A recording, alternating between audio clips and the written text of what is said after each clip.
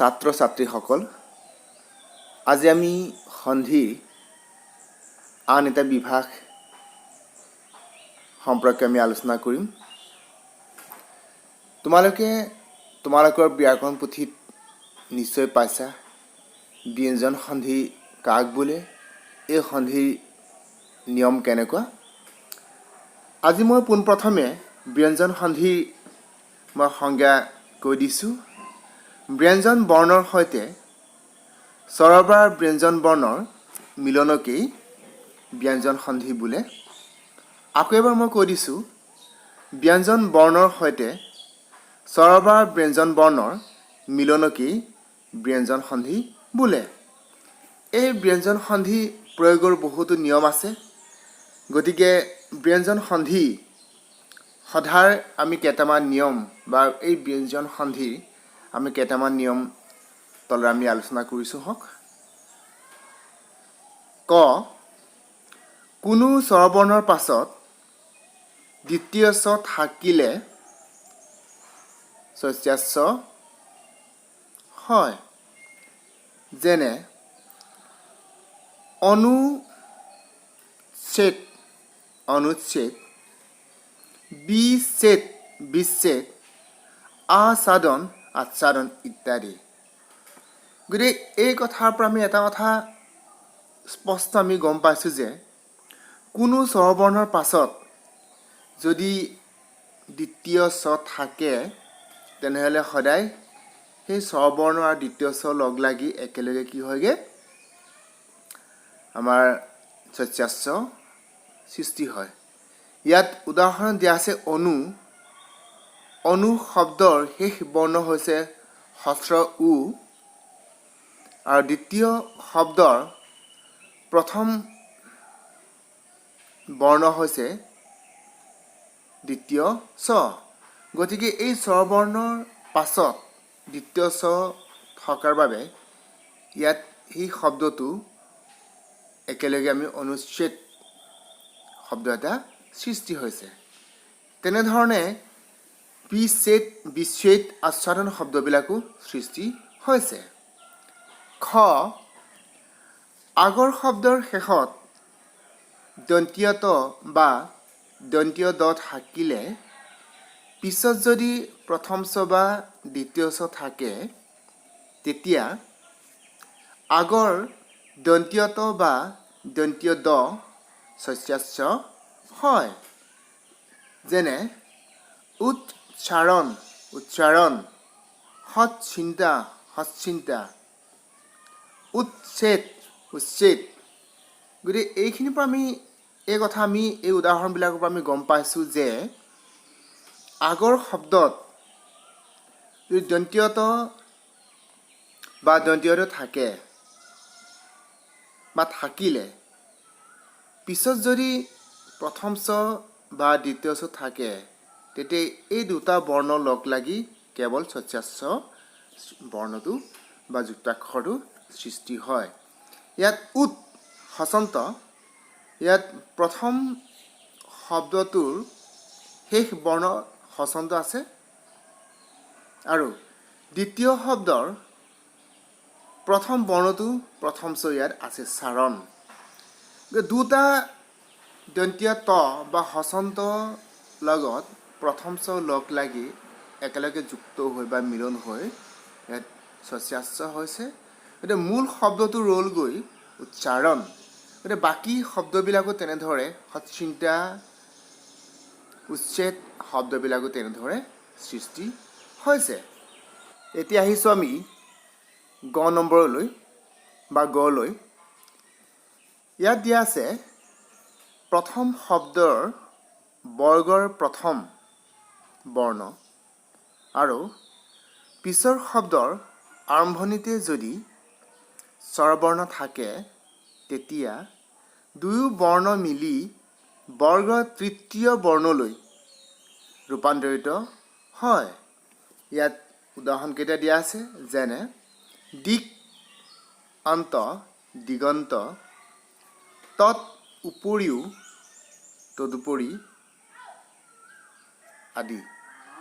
গতিকে ইয়াত আমি এই নিয়মৰ পৰা এটা কথা আমি স্পষ্ট হৈছোঁ যে প্ৰথম শব্দৰ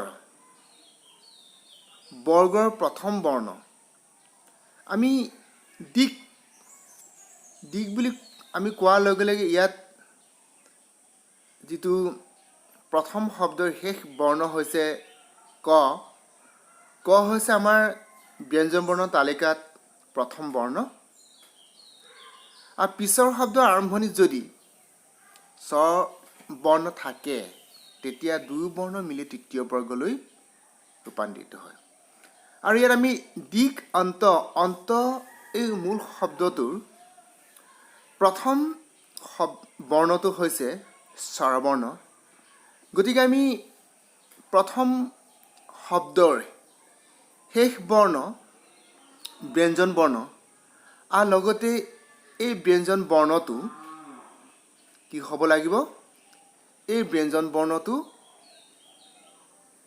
আমাৰ প্ৰথম তালিকাৰ প্ৰথম বৰ্ণ হ'ব লাগিব আৰু এই প্ৰথম বৰ্ণৰ লগত স্বৰবৰ্ণ যেতিয়া সংযোগ হয় বা মিলে তেতিয়া সি বৰ্গ তৃতীয় বৰ্ণলৈ আমি তৃতীয় বৰ্ণ বুলি ক'লে আমি স্বৰবৰ্ণ তালিকা যদি আমি ভালকৈ চাওঁ তেনেহ'লে আমি ক খ গ গোটেই গ হৈছে তৃতীয় বৰ্ণ তেনেকৈ আমি প্ৰথম চ দ্বিতীয় চ বৰ্গীয় জ গতিকে এই বৰ্গীয় জ হৈছে তৃতীয় বৰ্ণ গতিকে আনবিলাক শব্দও ইয়াত দিয়া আছে যেনে মূৰ্ধন্য দ দন্তীয় দ তেনেদৰে এই বৰ্ণবিলাক হৈছে তৃতীয় বৰ্ণ গতিকে এই বৰ্ণবিলাকলৈ ৰূপান্তৰিত হয় ইয়াৰ উদাহৰণখিনি দিয়া আছে দিক অন্ত দিগন্ত তৎ উপৰিও তদুপৰি আমাৰ বহুতে তাৰ উপৰি বুলি লিখে আচলতে তাৰ উপৰি বুলি লিখাটো আমাৰ সম্পূৰ্ণ ভুল অসমীয়া স্বৰসন্ধিত তাৰ উপৰি হয় যদি ই ভুল প্ৰয়োগ হৈছে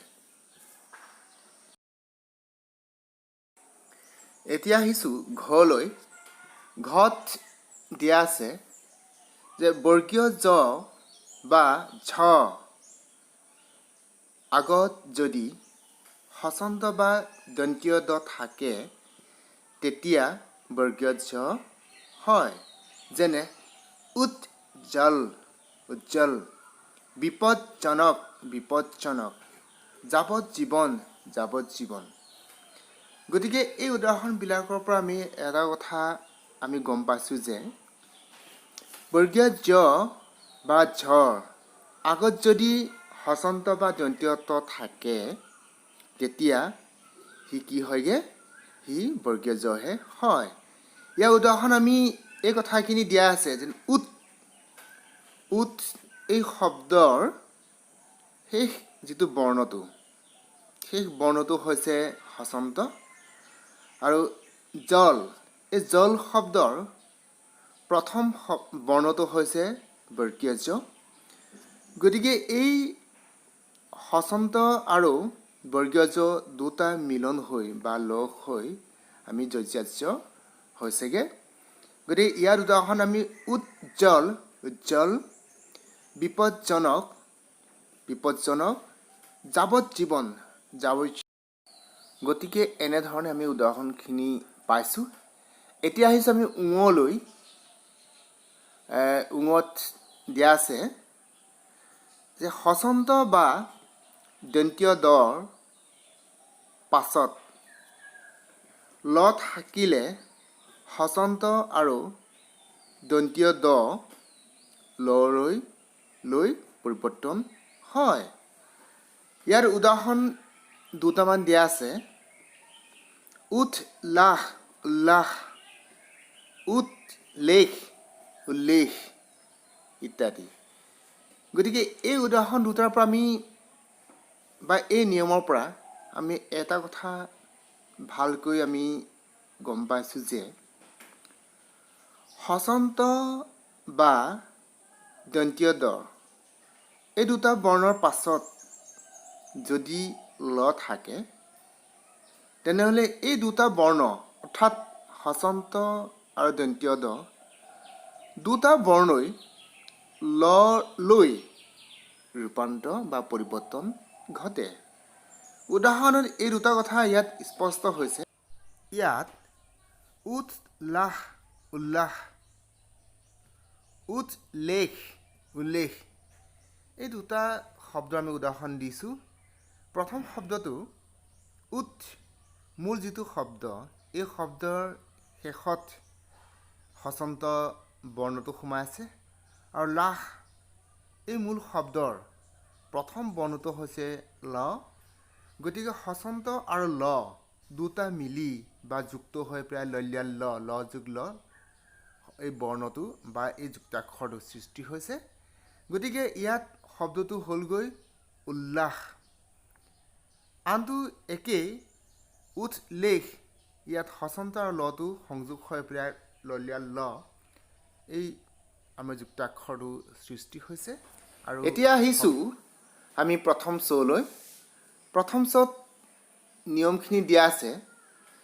প্ৰথম শব্দৰ শেষত বৰ্ণৰ প্ৰথম বৰ্ণ আৰু পাছৰ শব্দৰ আদিতে দন্ত্য ন বা ম থাকিলে বৰ্গৰ পঞ্চম বৰ্ণলৈ ৰূপান্তৰিত হয়।